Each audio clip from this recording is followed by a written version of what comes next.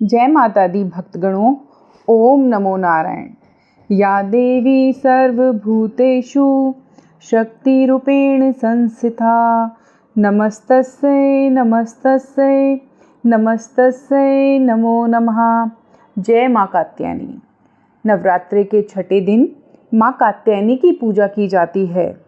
माँ कात्यायनी की पूजा करने से मनुष्य को अपनी इंद्रियों को वश में करने की शक्ति प्राप्त होती है। विवाह की इच्छा से और दाम्पत्य जीवन को सुखी बनाने के लिए भी माँ की पूजा अर्चना की जाती है। नवरात्रों के छठे दिन माँ की पूजा करने से हमारे राहु और सर्प दोष से भी मुक्ति मिलती है। माँ का स्वरूप बड़ा ही ज्योतिर्मय है। प्यारे भक्तगणों, मेरा उद्देश्य यही है कि मैं आपको ज्ञानवर्धक जानकारी देती रहूं।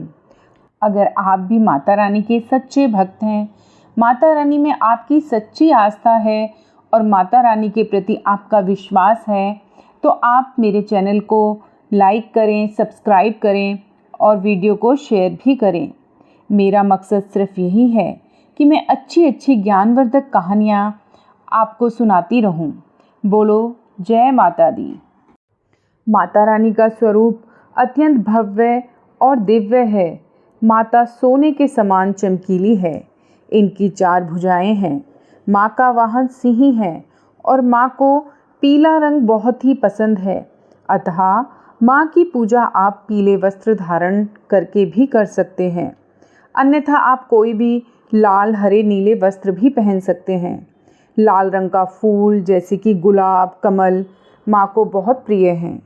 माँ को शहद का भोग बहुत ही प्रसन्नता प्रदान करता है।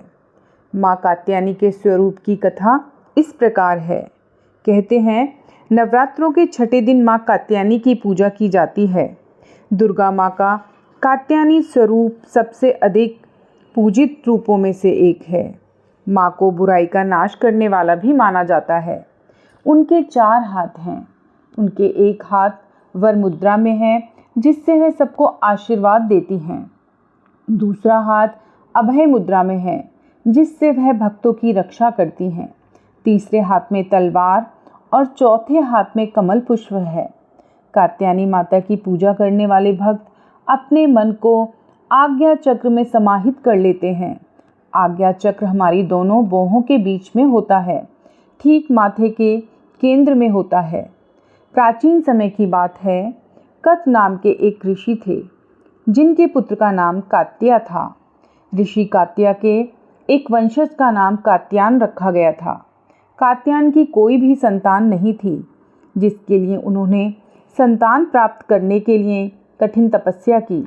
इसी बीच राक्षस महिषासुर देवताओं पर अत्याचार कर रहा था। उसके अत्याचार दिनों दिन बढ़ रहे थे। सभी देवतागण बहुत दुखी और परेशान थे। सबने मिलकर ब्रह्मा जी के पास पहुँचे और भगवान विष्णु और महादेव के पास ब्रह्मा जी उनको लेकर गए और सारा वृतांत सुनाया। देवताओं की बात सुनकर भगवान को बड़ा क्रोध आया और उनकी भौहें तन गईं और आंखें लाल हो गईं।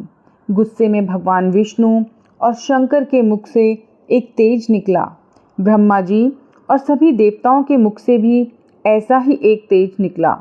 वह सारा तेज एक साथ इकट्ठा होकर एक देवी के रूप में परिवर्तित हो गया। तब देवी ने ऋषि कात्यायन के घर पुत्री के रूप में जन्म लिया, जिसके परिणाम स्वरूप देवी को कात्यायनी के रूप में जाना जाने लगा। माँ कात्यायनी को राक्षसों के अत्याचारों का नाश करने के लिए बनाया गया था। उन्होंने एक योद्धा के रूप में जन्म लिया। महिषासुर को मारने के लिए त्रिदेवों ने देवी को बहुत सारे अस्त्र और शस्त्र प्रदान किए। हिमालय पर्वत ने उन्हें सिंह प्रदान किया। इस प्रकार माँ अस्त्रों शस्त्रों से सुसज्जित होकर सिंह की सवारी करते हुए माँ विंध्याचल पर्वत की ओर बढ़ी जा रही थी, जहाँ महिषासुर रहता था। माँ कात्यायनी और महिषासुर के बीच भयंकर युद्ध हुआ, जिसमें माँ ने महिषासुर का वध किया और तलवार से उसका सिर काट दिया। इसलिए माँ को महिषासुर मर्दिनी भी कहा जाता है और इस दिन को दुर्गा पूजा के रूप में मनाया जाता है। प्रेम से बोलो जय माँ अम्बे।